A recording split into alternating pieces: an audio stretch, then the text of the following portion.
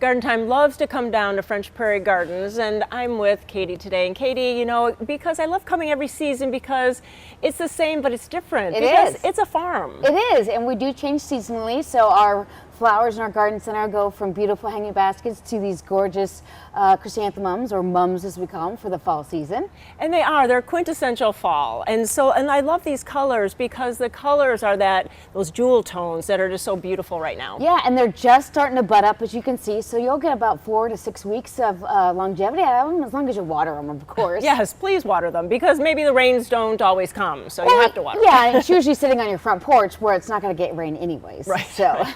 But you have other things that we can decorate that front porch with. We do. So we'll have corn stalks, we have some mini hay bales, we actually have some mixed containers with some mums and some grasses, or you can create your own. And then we also have so many pumpkins. We have about 30 varieties of pumpkins, so small ones, warty ones, squatty ones, pink ones, you name it. Wow, and really something for every decor too, which is cool. Yeah, and we still have a few fall shrubs that you can put in your landscape, and some perennials as well if you're still needing a few things. Yeah, because it's the time to plant, and really it's getting cooler, it's getting a little bit more wet, so it makes it easier for us to plant. It is, really. You put them in the ground, water them a few times, and let Mother Nature take care of it the rest of the way. Definitely.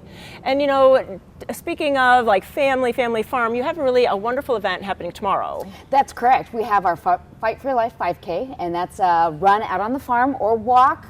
We say we like to have them all, run, walk, crawl, we don't care, come out and enjoy. The money goes to our cancer foundation. M's Fight helps local people fighting cancer.